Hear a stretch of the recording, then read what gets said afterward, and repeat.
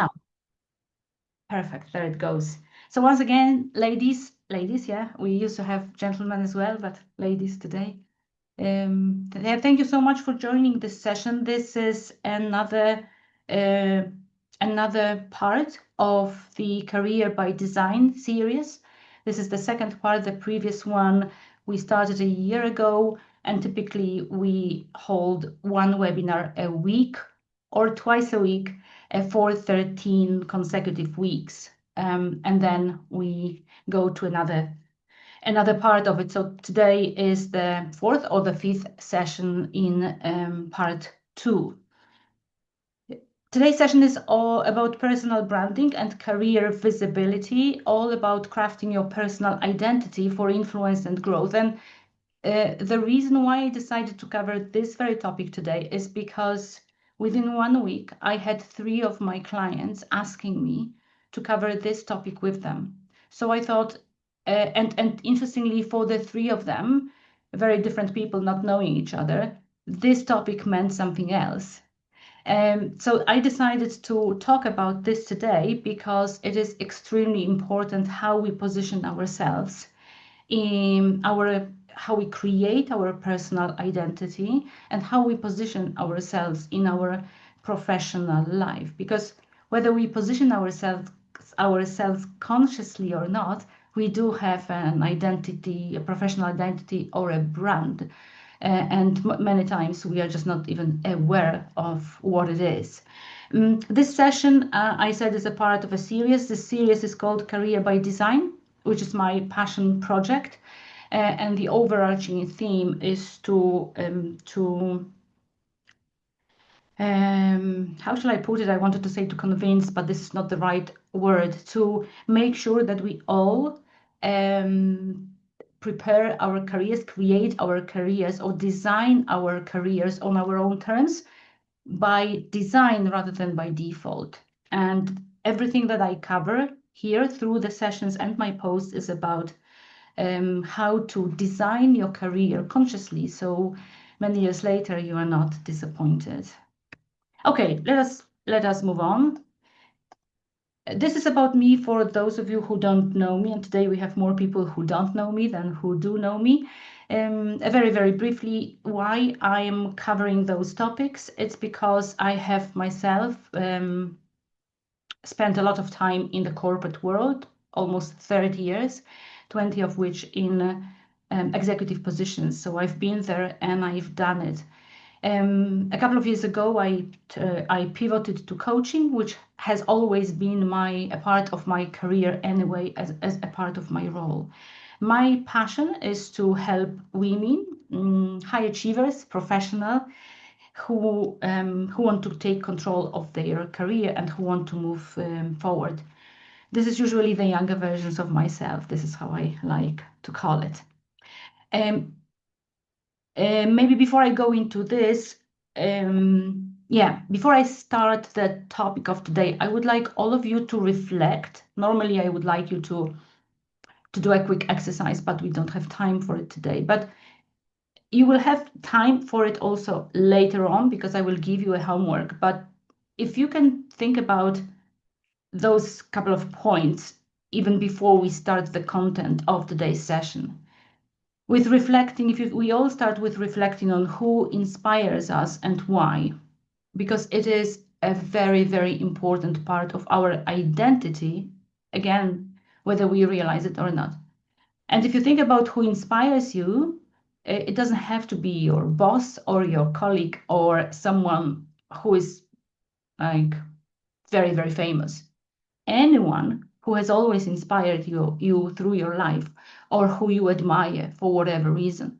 And typically the goal of this exercise is to go through our role models, even if we think that we don't have role models, we do. And then when you go through it, do this conscious process, and I pick up 3 to 4 people who you admire or have always admired through your life, be it in a professional context, be it in a personal context, because it may be someone from your family. You will see there are common threads in those role models, things that you admire about people, about how they live their lives and what they have achieved and who they are. And this typically shows who we want to be, how we want to live our lives, and what we want to achieve. And it's good to know who we are following, even if we are not following them, if you know what I mean. Like for me, for example, one of the biggest role models has always been my dad, and he never was famous at all. But it doesn't matter. It was all about him that I really, really admired. His work ethos, the way he was living his life, and so on. So it can be anybody, but it's important that you know who it is and what you admire with them. And why it matters in today's context is because you can easily then translate it into your work values, what you value in work, what you value in other people, and therefore what is your non-negotiable in the work environment, and at the end of the day, who you want to be as a leader, as someone who impacts others, leads others. So that's a very important fundamental. Also, another thing worth reflecting on is missed opportunity and lessons learned. Because again, there is a reason why they are called lessons learned. If you recall your missed opportunities and lessons learned and think through what you regret about them, what are the decisions that you haven't made or made and you wouldn't like to do it again. This is also an important message for crafting your future. Another one, which is perhaps a little bit optimistic, but it's also very important. I say one or two stories that show your leadership. I like to go well beyond one or two stories. There are coaches who say we all should have brag books, a diary where we note all our professional successes and everything that really, everything that makes us happy, a comment about our work, a praise, a personal performance review that we are really happy with, or a big delivery or a small delivery. Because in times of crisis, it's good to go back, and we oftentimes we really remember the good things. We tend to cling to the bad, missed opportunities, lessons learned, and so on. But the good ones we tend to forget. And not to forget is very important because it also shapes who you are. It shows what your strengths are.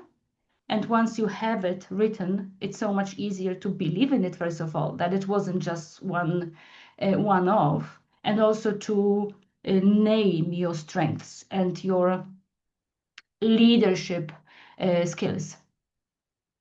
And last but not least here is if you're thinking of a career change, be it a new role or a new company or a pivot, knowing what you want, which roles you want, what companies you are targeting is absolutely important.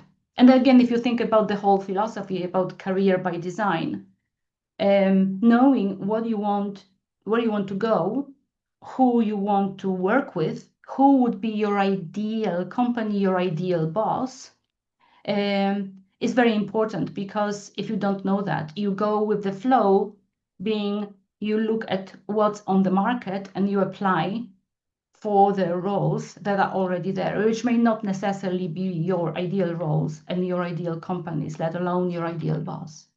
So these are the things that I would like you to think of. I will come back to it at the very end to wrap everything up, but I want to leave you with those also after the session. Now, there is a lot of talking about personal branding. And it is some kind of a buzzword, personal branding, personal brand. Why does it really matters? It matters because it shapes how you are remembered and not just seen. So you know there is this executive presence, but another buzzword, executive presence. And a lot of us confuse executive presence as something related to the way you look and present yourself, as opposed to who you really are and how you are remembered. But in fact, those two really go together.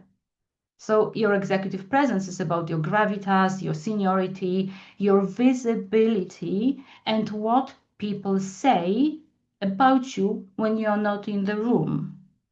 So that's your personal branding, and this is precisely why it matters, because no matter whether you consciously work on it or not, it already exists. Your friends have some opinion about you, your boss, your colleagues, people who report to you, and everybody else who has ever spoken to you more than once.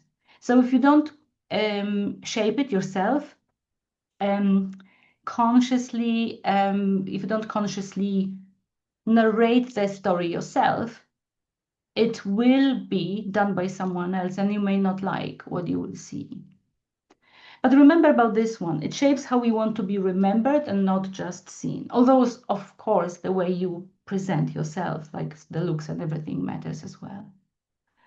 So I will be talking about a couple of key steps to build your professional identity and to manage your professional identity, starting with step one. By no means this is like an exhaustive list. In a way, it's a little bit narrow because we are talking about the professional identity here. There are many ways, but the way that I want to show you here is something that I have done myself, that I have been doing with my clients, and that works. And also, I forgot to mention, I don't want this to be one woman show. And I know I talk a lot, but if you have a question in the meantime, please let me know. I can't see the chat at the moment, but if you unmute yourself and ask a question, I promise I will stop and answer. So the first step I always say we should do, and this is what I have done for myself, is see what is our current brand beyond what we think it is, because what we think it is so much different to what it really is. So one of the things that you can do very easily is to Google your own name and see what shows up when you do it. When you Google your own name, what comes up first? What shows up? What platforms are coming up? And of course, there will be a lot of personal stuff and so on, and that's fine, unless it's something you don't want to be public. But other than that, it's fine. But on the on the professional level, what is showing? Or maybe nothing, because if nothing is showing, then it tells a story by itself, right? It means that you don't exist, you are not there. So how strong are your digital and leadership signals? And again, it's not just how you want to look online, but how you want to be remembered. And you may remember years ago there was this kind of cliche going around, like, what is your pitch? What would you say to someone, or say a CEO of a company who you desperately want to work for, if you met in a lift and were going to the, I don't know, 20th floor? What would you say? So if you imagine this situation and flip it a little bit, say you meet someone who you admire and you would love to work for them or with them, and you only have time to tell them your name and say that you would love to work for their company or with them, and say they leave and then they Google you. What will they see? Will they be impressed? Will they see there the person they want to work with? So that's really important, and this is why we cannot leave it to chance.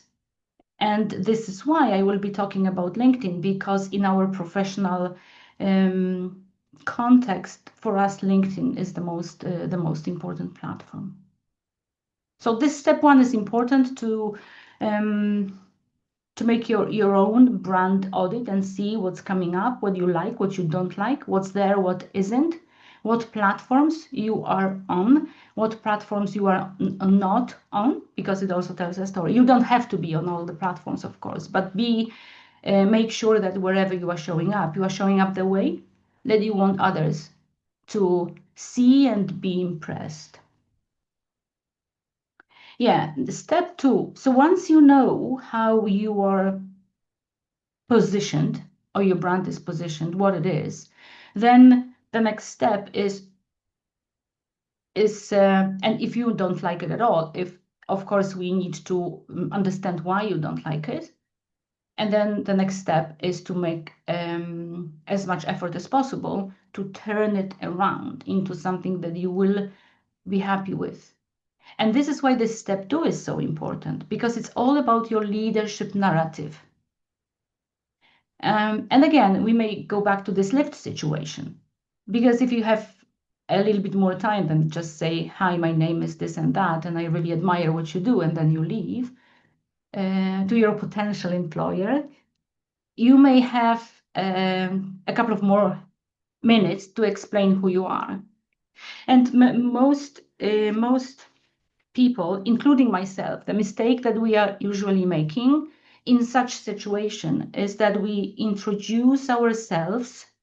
Since this is a professional environment, a professional context, we present ourselves, introduce ourselves through our current role and current title. So I made this mistake years ago, when I was already in an executive position and I was running a big project in a big global organization. It was a massive program and I was really proud of it, but the topic was just, like I was not a very big fan of this very topic. It was very much in the legal and compliance environment. It was very interesting, but it wasn't something that I wanted to be known for till the end of my life. I just happened to manage this program, and in 3 years' time I would manage a different one, and then 5 years before I was leading a completely different one. But yet, when I was at some executive dinner, and there were a lot of people and so on, and we were all introducing ourselves. And the first thing that I did was to introduce myself with my name and this position. I'm running this and this project, and it had a very specific title.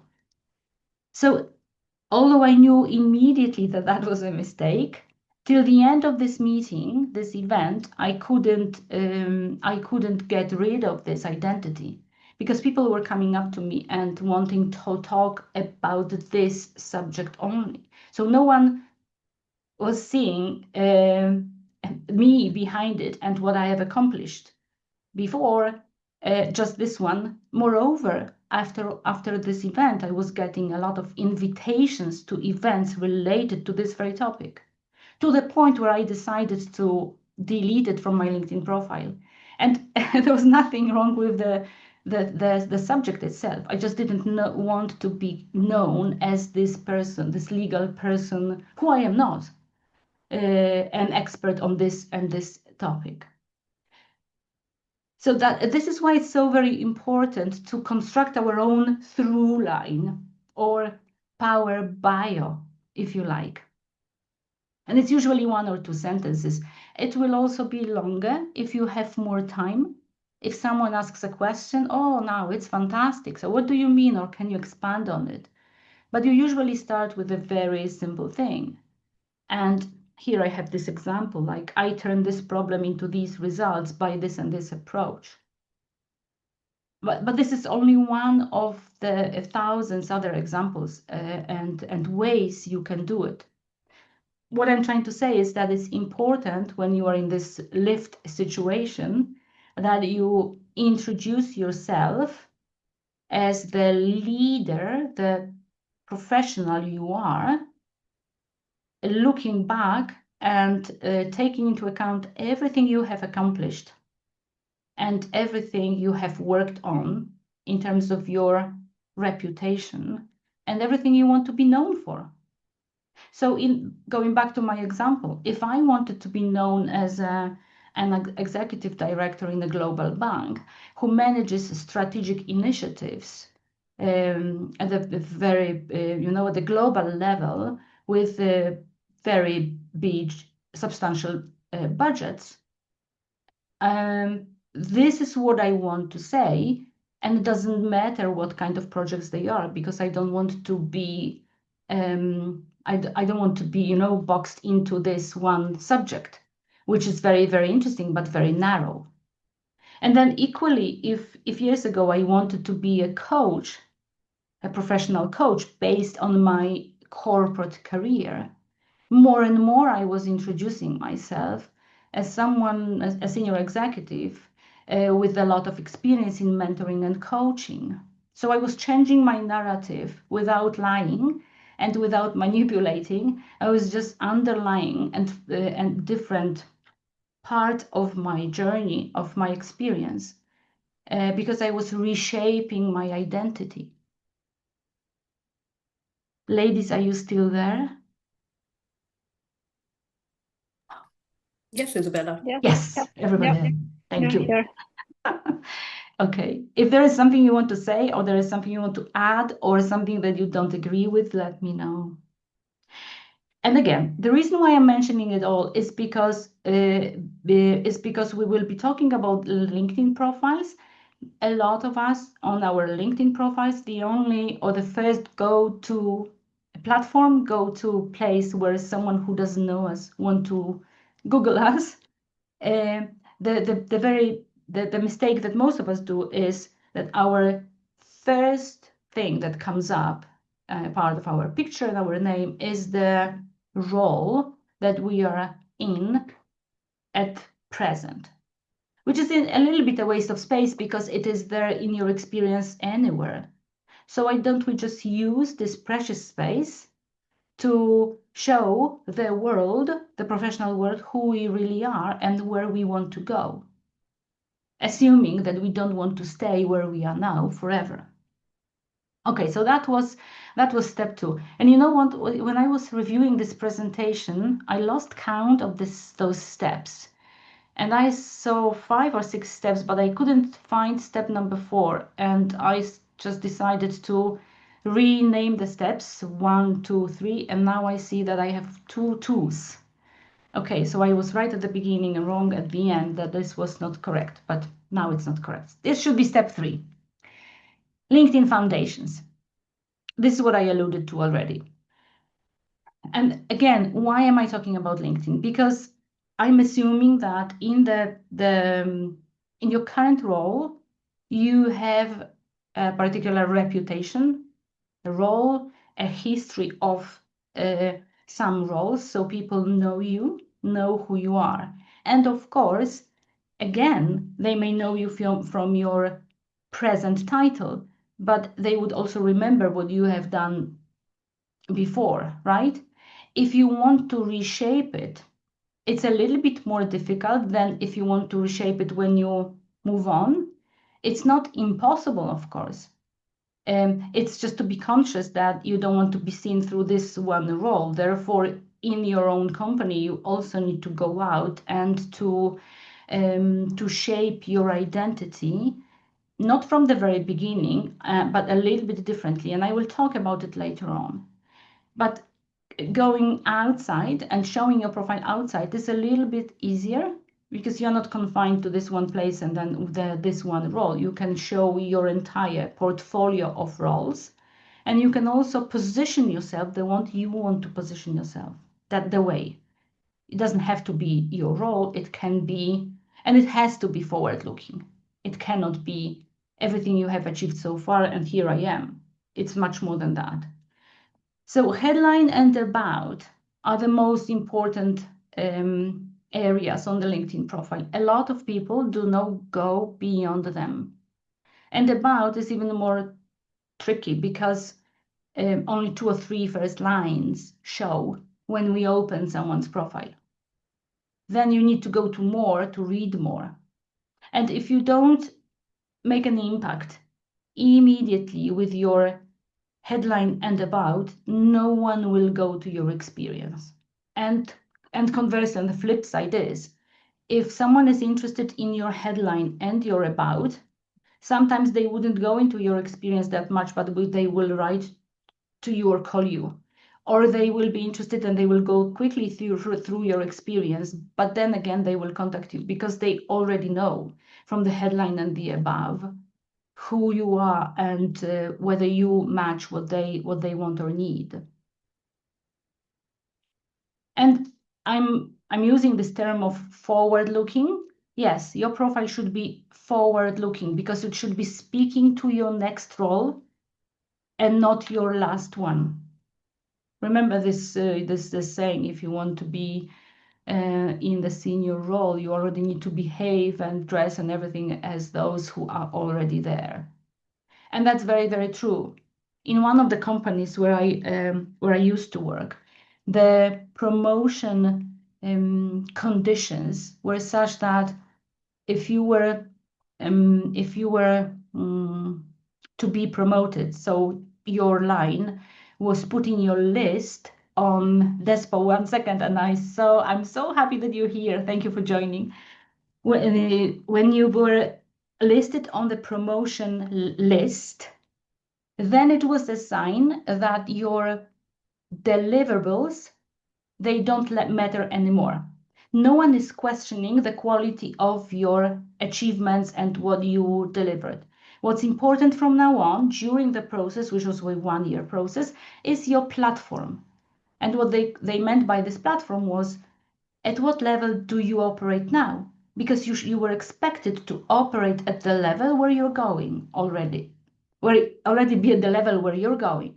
So if you were to be promoted to executive director, the expectation was that the projects that you manage, the people you mostly interact with, and your mandate and responsibility is already at this level. And this is what you had to prove in order to be promoted. So this is why the last one here is so very important.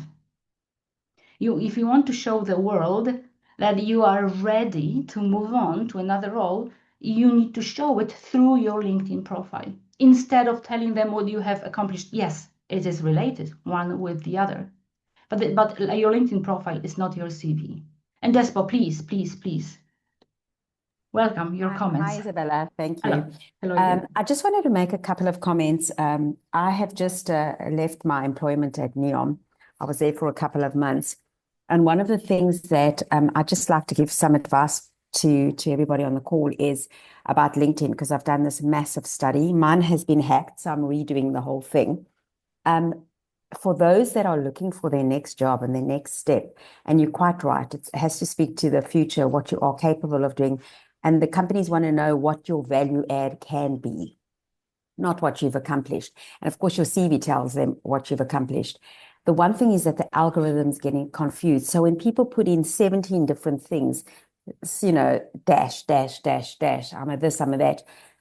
Sometimes when they are applying for work, people are like, okay, what are you, a jack of all trades and a master of none, So people must also not try to be too descriptive on LinkedIn, because that really confuses the algorithms as well.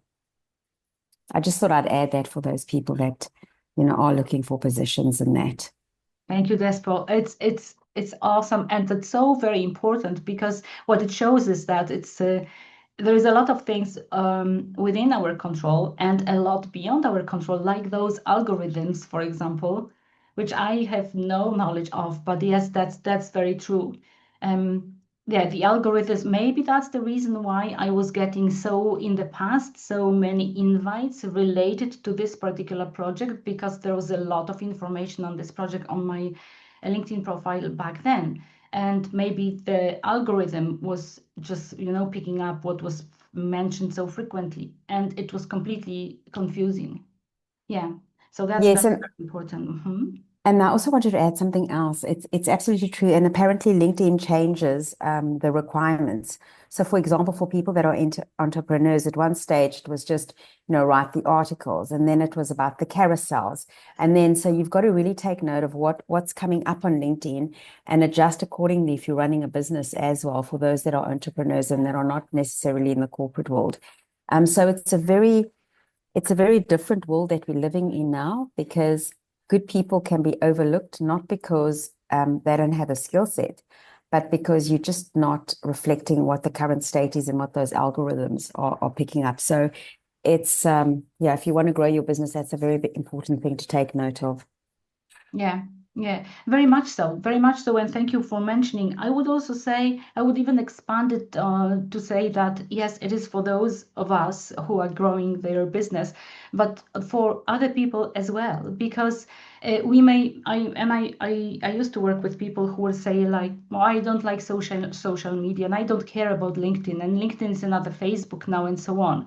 Like, I was in the same camp for many, many years. I don't like social media and I don't care, until I realized that I may not care, but whether I am there or not speaks for itself anyway. So I may be ignoring LinkedIn, but if I'm ignoring LinkedIn, it's ignoring me, which means, as you, Despo, said rightly, I'm invisible. I'm invisible for people, invisible for roles, invisible to my key stakeholders, those who I know of now and those who I want to know of me in the future. So it is, yes, and LinkedIn is changing all the time because it favors this today, favors something else later on, but it's good to pay attention and to be active no matter what role you are in, because you will be Googled anyway. Despo, thank you so much. Very useful as always. Yes, LinkedIn activity, exactly. That's what we are talking about. And the reason why I put it here, and I know it's not for this webinar, it's not necessarily for entrepreneurship and people involved in or growing their business and entrepreneurs. But if you want to take control over your own professional identity, Googling yourself and seeing what is your brand now is one thing. Then having your own narrative and making sure that it talks to who you are, not to who you happen to be today because of your role, who you are personally and professionally, plus where you want to go. This is one thing. But then if you put it on LinkedIn passively and do not engage through LinkedIn, then again, as Despo rightly said, you may be losing the game with those ones who do engage, who are visible. And it's back to my point, oh, I don't like LinkedIn. That's fine, but if you don't like LinkedIn, again, you may be in the camp which is of people completely invisible. And as Despo said again, a lot of good people are invisible because they don't show up through the platform. So I would encourage you to, once you have step one, your brand audit covered, and then you know what your leadership narrative is, both for your current role, both in your current employer and outside, and you have this power bio who you are, and it's important to talk through it in the way that it shows your deliverables, your accomplishments, and your strengths. And you have your LinkedIn foundations right, which is not being the jack of all trades, what you specialize in, who you want to be, where you are good at. Then your next step is to be active on LinkedIn. And being active doesn't mean you have now to spend 3 hours on LinkedIn every day. But I would encourage you to engage. My proposal would be to engage weekly via comments and content. And why am I saying so? It's because a lot of us ask me about this leadership, thought leadership. How do I become a thought leader? What do I do to be more visible on LinkedIn? I'm not an influencer, and I don't want to be an influencer, but I want to be visible. So a good thing is to strike a balance between I don't want to spend hours on LinkedIn and yes, I want people to know who I am. And then once you have your own narrative, you can structure it into some content that you want people to, how should I put it, to know you for. When I wanted to be seen not as a corporate executive director, but as an executive coach years ago, I started to post and position myself as a coach. So this is how I was changing my identity slightly, because I'm still building on my experience and on my identity as a corporate professional. But I don't want to be seen as someone who is managing big budget strategic programs anymore. I want to be seen as a coach. So my narrative on LinkedIn should be more about what do I do as a coach? What deliverables do I produce? Who do I help? What results they have? Rather than, oh, this is the project that I was running or that I am running. Yes, if it's good for an example, that's fine. But that's the way you can shape your identity. And one of the simplest ways is to, especially for those of us who are shy and don't want to post anything or comment because they are not sure, or there are many reasons, you may start with following people that you admire. Remember the very first question of this webinar. Who are those who you admire? Like other people in your field, in what you are interested in or where you want to go, who you admire, who you want to read about or read their content, who you want to follow. If that's the case and they are on LinkedIn, follow them, like their posts, react to them. And it's not only individuals, it will be companies, it will be different groups as well, because LinkedIn offers a lot of groups. You can slice and dice it in many ways. But if there is a particular company that you would like to work for in the future, why don't you just follow them and like the posts of people who are in power in this company? And then again, not everyone, the ones who matter for your specific area. So when you start with that, people usually like back. So if you like their post, they will go and check your profile. And this is why it's so very important that your profile is right before you start this, because people will go back and check you. I remember I made this mistake a couple of weeks ago when because I do like a lot of posts and I follow people and I post myself, of course, but I follow so many people that once, I think 2-3 days ago, I was asked to be connected by a very interesting person, a very interesting gentleman in an area that I was not that much familiar with, and very senior and so on. And I was puzzled why he would even want to connect with me. So I said, as I always do, thank you so much for reaching out and lovely to be connected. I wonder what interested you in my profile. And I said, yours is absolutely amazing. And he came back to me and said, oh, hi, Isabella. Yeah, your profile is fantastic, but I think you liked one of my posts. And I was, yes, yeah, I'm sure I did. I simply couldn't remember, which is, of course, not good, because this was a little bit embarrassing. I addressed him as if I didn't know him, but I liked his post. I simply didn't remember it was him. But this is a very good example that if you like someone's post, they immediately check on you, Google you, and then come back to you. They want to be connected. They see what you do. And this is how you build your network in a strategic way, because you go to people you want to be connected with. So that's the likes. And then comments is even better. If someone posts something that you are interested in your area, in the area where you want to be the thought leader, the person to go to, then you comment on their posts. And again, I have my own personal example again, where my own posts and my own my newsletter and my posts and everything that I produce has a lot of impressions. And impressions in LinkedIn terms is who opened and read your post, because a lot of people would read but wouldn't leave any reaction, wouldn't leave a like or a comment. They will just read. So every post would have, I don't know, 500 impressions. Or there are posts that may have 100 impressions. Or there are posts that will have more. But once I commented on someone's post, and I commented on a post of someone who has, I think, in excess of like 50,000 followers, like a massive 30 or 50,000 followers, and a lot, really a big audience, an influencer on LinkedIn. And I liked once what he or she, it was she, what she wrote, and decided to comment on this. And my comment happened to be I think the last comment on that day, and it was showing at the very first one, because the last one is like pushed at the beginning.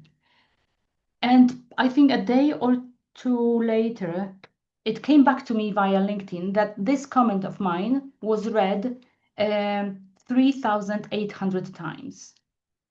And I was completely shocked, because then I said to myself, well, maybe I should just be commenting, because it has so much more visibility than my own posts. But this is the sheer numbers game, because this person has such a big visibility, and so many people are reading. Then of course so many people will be interested in the comments. So again, the reason why I'm sharing those stories is because you don't even have to post actively yourself, but if you engage with the right people, and the right people will be people you are interested in, people you want to follow, people who you think may be, and I know how it sounds, but may be useful in your career, then it also, from the LinkedIn perspective, it is in your favor. It acts in your favor, because it goes into their network, and if their network is your network in the way of interest and so on, then your own grows immediately. So I was just trying to convince you that it's important to be active on LinkedIn that way, with liking, with comments, and with your own content.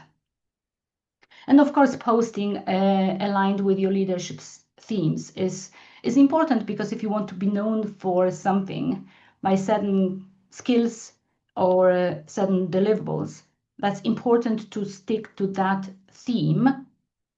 Because as Despo said previously, LinkedIn will remember you for this. It will not only be pushing your content to people who are interested in the same thing, but it will also send you posts and activities of people who are already there. And hence, it will help you grow your network.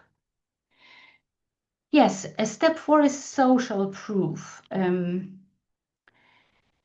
This is very, very important, because testimonials and recommendations, this is one of the recommendations are at the bottom of your LinkedIn profile. Oftentimes, this is something that is very much neglected. We don't use it. I myself was not using it for a long time. But of course, it is important, because even if you apply for a job and your profile is kind of similar to someone else's profile, the easiest way is to, before the decision maker even meets you, the easiest way to compare is to see if they have any credentials, any social proof, any recommendations. And it says here from peers, but I would say the more recommendations you have from the 360 of your world, which is the people you report to, your peers, people you manage, the better, because this is a rounded view of you. And this is how others amplify your reputation. It is, again, very reciprocal, if you like. The more recommendations you give on LinkedIn, the more you will get yourself, because this is usually how it works. So do give recommendations and testimonials to people you genuinely respect, or liked working with, or like for something in any way, because it's good for you, your name shows up, and it's good for them because it amplifies their reputation. You see, step 5 is missing. This is because I messed up with the numbering. So there's step 6. Yes. So remember, we are talking about your brand, professional brand, and the way to position yourself as an expert, as a leader, as a thought leader, and as someone who is already where she wants to go, both in your own company and outside. And beyond LinkedIn, this is hard, but it's good to be active in the way that other people see you, even if they are not on LinkedIn. Speaking, writing, collaborating with others, applying for speaking gigs, for example, or being on podcasts, or co-writing an article with someone. This helps you get visible beyond LinkedIn. And why it's important, because then when you apply for a role, this will be what differentiates you from everybody else. And of course, I don't mean you will be the only person who does it, but it's very unlikely that others will be doing exactly the same thing in exactly the same place.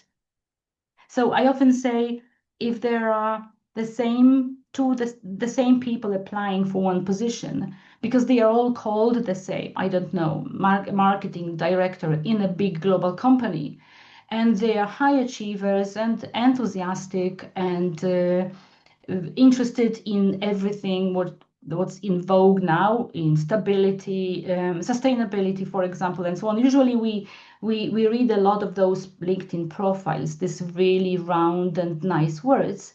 If you compare those two and then go to the experience, and the experience, there is nothing else but the name of the company and the role, then it's very, very difficult to distinguish. But if you have a better, more concrete and better profile, and on top of that, you can show your other credibility markers, yeah, like speaking at conferences, writing articles or posts elsewhere, collaborating with other people who are maybe already known in this business, applying to take part in panels at conferences, for example. This is what differentiates you from others. And of course, it so much broadens your visibility, so much beyond LinkedIn. And of course, everything that I mentioned, you can then position on LinkedIn as well. Look how many people is, oh, I was delighted to be speaking at this and this conference. Or some people say, I'm going to be speaking at this conference in November, and it's only May, but they already use it as a theme to write on LinkedIn. Yes, that's a final step, ladies, the final step. I call it a 90-day visibility plan. It's very, very high level. And I alter it a little bit, amend it for the purpose of this presentation, because you can slice and dice it in many different ways. But the reason why it's 90 days is because you need time to first of all, to audit your own brand, because that's what it starts with, and craft your own power bio. Between those two, there is your thinking, what do I want to be known for? Who I want to be? Who am I? Who I want to be for this or that company? Where am I going? This is your power bio. And of course, if you want to go wherever you want to go, you need to show them why. And the why is your past experience. But it's there only for your why, for your credentials. So that's typically 1 week or two. Once you have this ready, then you engage in your visibility, which is you review your LinkedIn, you rewrite your LinkedIn, because you don't want to draw attention to the one which is not maybe necessarily what you want it to be. And then the visibility can be done through everything we discussed so far. And then you start publishing and requesting your testimonials or your recommendations. And next, you're pitching for content, which is called writing articles, for example, or events. It can be done in many different ways. It can be a 12-month project for some, if someone is not in a hurry. If for those of you who are looking to change their role or to pivot, and it's important that you move on now. It may be not necessarily maybe 90 days, but it could be like 6 months, and for one of my clients, it's 12, not even 12 weeks. It's much a month, 6 weeks. Yes, he wants to do everything in 6 weeks because he starts from a different point here, like the LinkedIn profile is already good and so on. It's just about the credentials. So for many of you, it will be a different thing. The most important thing to remember here is that it has to be your own project. It has to be structured like a project. I used to do projects, Isabella, for my own development. Because if you don't have a plan, you know the saying, if you don't plan, you fail to plan, you plan to fail. If you don't have this plan, it's very easy to get enthusiastic about it today and forget about it tomorrow, or get, real life gets in the way. So it's difficult to be committed. Once you have a plan and an accountability partner, it can be your friend, a colleague, someone you trust. You may have a coach or a mentor. If you have an accountability partner, it's so much easier to work on it. And then if you can find someone who can help you with this, even better. You don't have to do it alone. Remember I said that the very first one about all the questions, who you admire, your greatest accomplishments, your missed opportunities, reflect on all of this. And once you do this and you're ready, that your next step could be, if you're thinking about speaking, for example, or you're expanding your power bio beyond those 3 sentences, you can write up your on-stage intro, your story, your long bio. I usually anyway recommend that you start with a longer story and then wrap it up to 1 or 2 sentences. But it's important that you have a longer bio of who you are, how you got where you are, where you're going. Here I'm saying study 3 visible execs.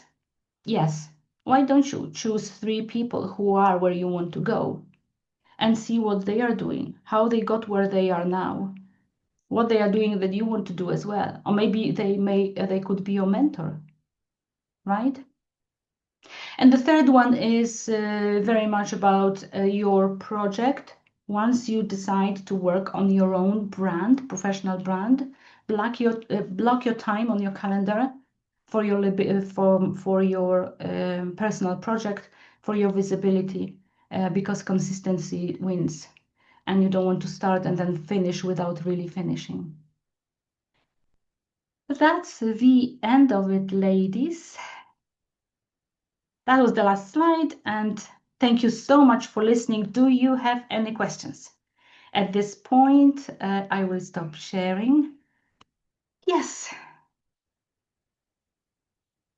Some people had to drop off and some stayed. So are there any questions? Anything that, yeah, Shilpa says, thank you, Sonia and Despo.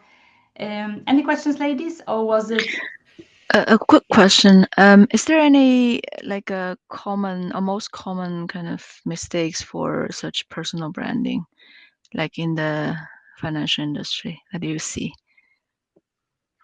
I think the one that I personally really don't like, and which I think is a mistake. And ironically, I had a discussion with a client of mine yesterday exactly about it, because she knows someone like that, and it's very hard and painful. The biggest mistake is, I think, is bragging and lying, because there are people who will be taking credit for things they haven't done, and who will be crafting their own identity at the cost or expense of others. And this is something that I think is the biggest mistake, because it will come up and it will haunt you. It's less common for women. And for women, I would say the biggest mistake is not to show up, not to brag, and not to show what they are capable of. And maybe the third one is to live in the past and not showing where you are going and what you want to achieve. Because if you stay in the past, people will associate you with this past. Okay, thanks. Do you have any examples or any challenges yourself? No, just because if you scroll the LinkedIn, right, you see lots of profiles are very similar, right? Yes, exactly. They are in very this kind similar. of industry, especially like in the middle level, and to distinguish, it's quite difficult, I think. It is, Verja, it is, but if you look at those profiles, and maybe try and do this exercise today, how many of them have a really good content? So go beyond you go to their about and you see who they are, other than accomplished financial sector manager with great deliverables and attention to details and so on. Where do you see concrete examples who they are? And then when you go to experience, do they go beyond their role and the name of the company? So do you know exactly the achievements, the key achievements? And then do they post something interesting? Do you know immediately what they do beyond this work in this role? And if you could do this thorough analysis, then they are not necessarily as good. Yes, they are similar, but at a similar level. So the main question is the main thing is to distinguish yourself so that everybody knows that this is you and not me or Alexandra. And here you need to combine your unique features. And when you combine them, things that are not unique. For example, you work in financial sector. You have, say, 15 years of experience. But in my case, for example, I work in Switzerland, but I'm not Swiss. I used to work in Ireland, but I'm not Irish. I led global projects in places where other peoples don't even know exist, and I didn't know exist before. And I am mom, I have 3 children. I pivoted to coaching and so on. If I add this all, it will be different from any other person in financial services. I'm not saying it's better, not at all, but it will be different. So for you, it's to find this angle at which you want to position yourself, because before you are someone in this financial services sector, you're a human being who has interest and values and strengths. Then you are a woman, then maybe you are a mom, and only at the end you are this person in financial services. So if you start defining yourself from the very end, then everybody looks the same. Everybody looks the same, and everybody uses the same banners, for example, on LinkedIn. And some people use the banners of their companies. And then the question I'm asking is, do you define yourself as you? Is this about your brand or your company brand?